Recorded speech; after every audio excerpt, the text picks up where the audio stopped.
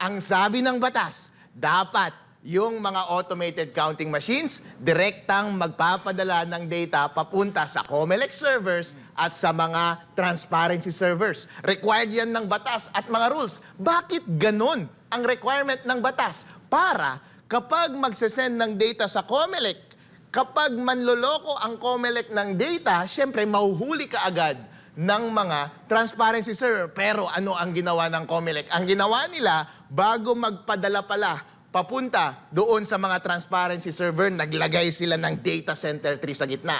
Ang prinogram nila sa mga automated counting machines, yung mga ipapadala sa mga transparency server, isushoot muna nila doon sa data center 3. So ano na ang mangyayari? Kapag nagpapadala na tuloy yung automated counting machines papunta sa mga COMELEC servers, syempre, pwede nang baguhin ng COMELEC ang mga data na ilalabas nila sa kanilang mga server. And syempre, since hawak nila yung data center 3, pwede na rin nilang i-manipulate yung data na yon para mag-match sa posibleng dinayan nilang data doon sa COMELEC server. Meron pa bang transparency? Wala. Trinaydor mo ba ang tiwala ng taong bayan? Oo. Kaya itong mga commissioner ng COMELEC ngayon, mga traidor kayo at dapat kayong ma-impeach.